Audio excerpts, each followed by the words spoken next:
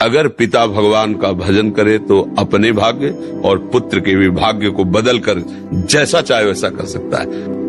वो तो आएगा अपने ही कर्मों से, पर उसमें दुख और सुख का अनुभव तुम्हारे कर्म उसमें सम्मिलित होंगे। अगर आपने पूर्व में जो जीव पुत्र रूप में आ रहा है उसके साथ अभद्र कर्म किए हैं, तो आकर के जीवन भर आपको जलाएगा, आपको दुख देगा। और आपने भद्र माने मंगलमय कर्म किए हैं तो जीव पुत्र बन के आएगा, तुम्हें सुख प्रदान करेगा। अब यदि समय भजन कर लो भगवान का तो तुम उसके भी भाग्य को बदल सकते हो और अपने भी भाग्य को बदल सकते हो। ये भजन ही एक ऐसा कर्म है जो सब सुधार देता है। मार्कंडेय ऋषि के पिता महाराज मृकंड ने देखा, बहुत ज्योतिषाचार्य थे, कि 5 वर्ष में मेरे पुत्र की आयु खत्म है, मर जाएगा। बड़ी चिंता हुई कि जीवन भर भजन करते रहे, तपस्या की। पहले प्राय हम सब ऋषियों की ही संतान है, रहते गृहस्थ में थे पर पूर्ण ऋषि तपस्वी मुनियों की तरह हम सब ऋषियों की संतान है। जब गोत्र पूछा जाए तो देखो नहीं बोलते भरद्वाज गोत्र, याज्ञवल्क्य, हम सब ऋषियों की संतानें हैं। हाँ, तो उनको लगा कि कैसे क्या कर सकते हैं कि 5 वर्ष के बाद ये बालक जीवित बना रहे। अब पिता का कर्म शुरू हो रहा है। पूर्व संयोग इतने ही वर्ष का था, अब उनका नया कर्म काम कर रहा है। उन्होंने विचार किया भगवान के भक्तों और संतों में विशेष सामर्थ्य है। यदि संतों को साष्टांग दंडवत करे और संतों का आशीर्वाद मिले तो मैं इसे मृत्यु से भी बचा सकता हूं। उनको पता था, उनकी श्रद्धा थी, उनकी भावना थी।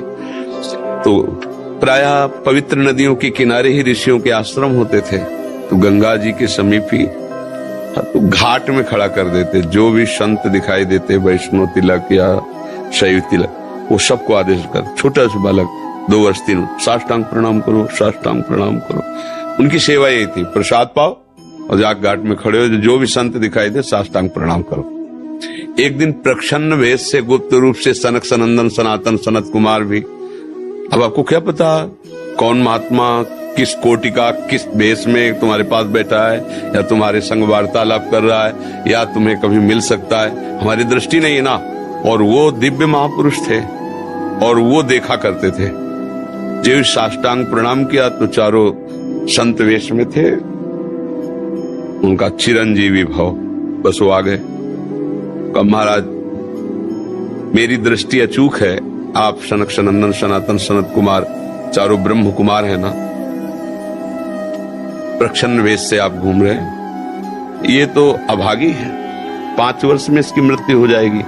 वो आप कह रहे हैं चिरंजीवी भव, तो आपके वचन मिथ्या या इसका भाग्य मिथ्या? इसी बात में बैठे थे कि कोई न कोई महापुरुष जब फंसेगा तो ये भाग्य को मिटा सकता है, साधारण थोड़ी मिटा पाता है, महापुरुष ही मिटा पाता है, उसमें सामर्थ्य होती है। तो उनका ठीक है, चिरंजीवी तो रहेगा ही।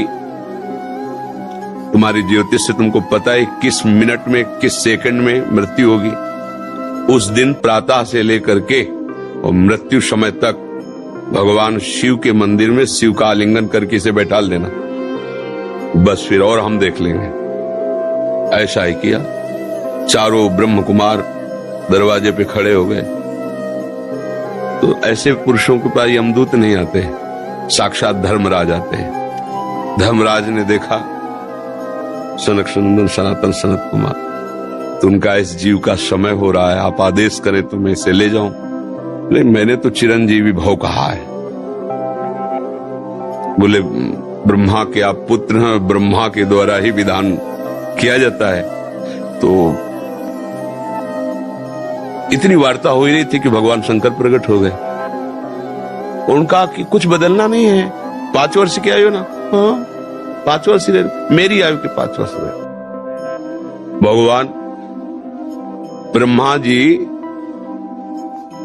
एक सुई लेकर के ऐसे कमल में छेदे थे, आका 1 वर्ष हो जाता है।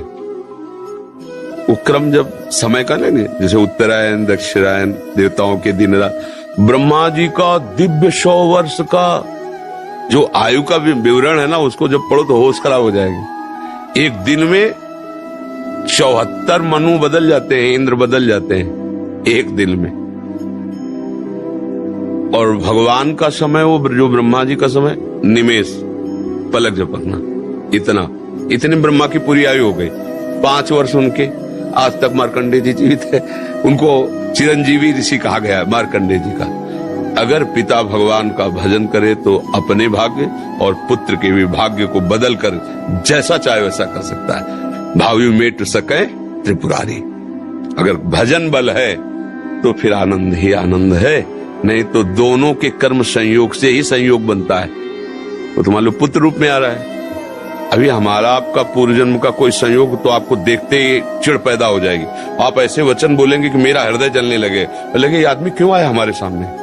वो हमारा कर्म है जो आपको भी जला रहा है, मेरे को भी जला रहा है, दोनों में द्वेष पैदा कर रहा है। और अगर अच्छा देखते ही ऐसा लगा कि मानो हमने बहुत समय से अपने प्रियजन को बाद में देख, ऐसा लगता है ये तो हमारे बहुत प्रिय, और देखकर आनंद है, आप जाओगे खुशी हुई, हमारा खुशी हुई, क्या हुआ? कर्म ही सबको दुख सुख देता है और कुछ नहीं। अगर कर्म को कोई मिटा सकता है तो भगवान का भजन मिटा सकता है दूसरा नहीं। खूब प्रभु का आश्रय लेकर के उनकी लीला गायन करो, नाम जप करो, सब ठीक हो जाएगा। और गर्भस्थ शिशु को भगवत चर्चा सुनानी चाहिए, उससे प्रभाव पड़ता है। जैसे माँ गर्भवती है तो चाहिए कि स्वयं स्वाध्याय करे या फिर परिवार के जन कथा कह रहे हो, चुपचाप शांति से बैठ के सुने और नाम जप करे, तो गर्भस्थ शिशु पर उसका प्रभाव पड़ता है। जैसे प्रहलाद जी जब कयाधु जी के गर्भ में थे तो नारद जी अपने आश्रम में लेकर के उनको भी भगवत चर्चा भक्ति का उपदेश किया, तो ऐसे महान भागवत 5 वर्ष में विश्व विजेता हिरण्यकश्यप को परास्त कर दिया।